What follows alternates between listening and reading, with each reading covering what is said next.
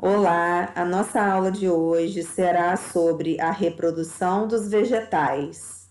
Os vegetais, assim como outros seres vivos, podem se reproduzir de forma assexuada e sexuada. Na forma sexuada, é necessário que os gametas masculinos e femininos se encontrem para que haja a fecundação.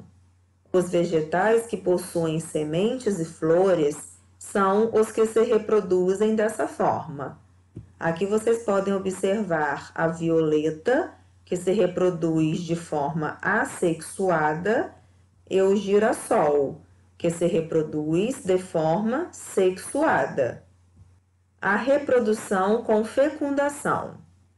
O órgão responsável pela reprodução dos vegetais é, na maioria das plantas, a flor. Grande parte delas possui o androceu e o gineceu. O androceu é o órgão masculino, responsável pela produção do pólen, como vocês podem observar aqui na imagem.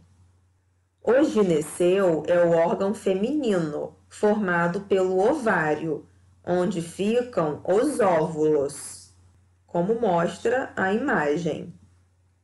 Em uma mesma flor, podemos encontrar os órgãos de reprodução masculino e feminino. Essas flores são chamadas de hermafroditas. Existem também flores que possuem apenas um órgão de reprodução. Nesse caso, temos as flores masculinas e as femininas. As partes de uma flor. Cálice é a estrutura constituída por sépalas, tipos de folhas que oferecem proteção à flor, antes que elas desabrochem.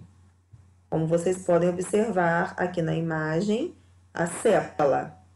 Corola é formada de folhas denominadas de pétalas, que variam de cor, tamanho e textura de uma espécie de planta para outra.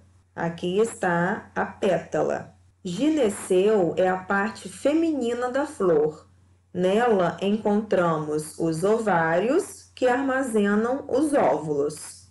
Aqui está o gineceu e aqui o ovário.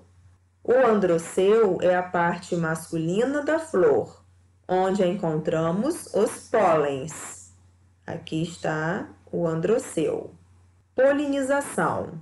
As células reprodutoras masculinas do androceu encontram as células reprodutoras femininas do gineceu para ocorrer a fecundação.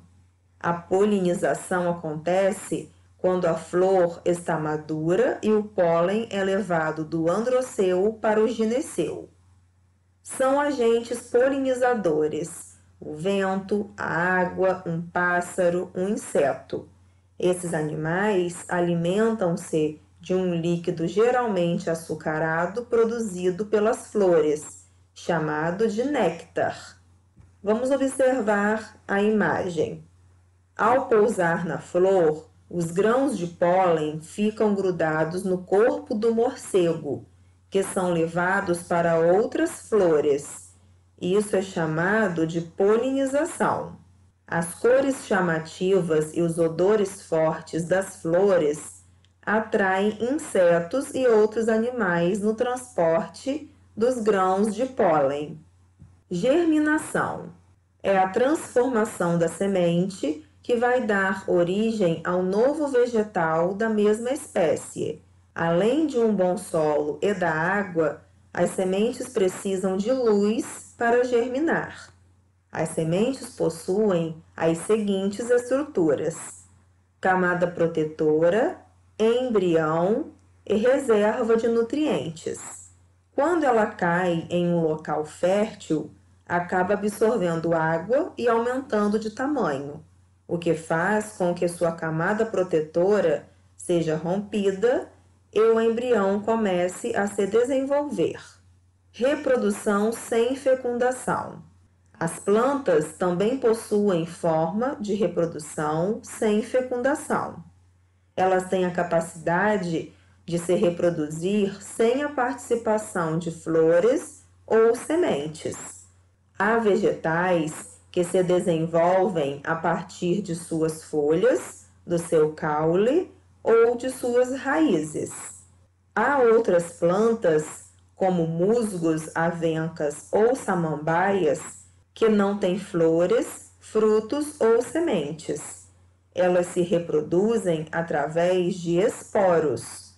Ao cair em solo adequado, podem germinar e originar novas plantas de mesma espécie. Aqui vocês podem observar algumas plantas que se reproduzem sem fecundação. Essa foi a nossa aula de hoje. Se gostou, inscreva-se no canal, deixe seu like e ative o sininho para receber as notificações dos vídeos novos. Até a próxima aula!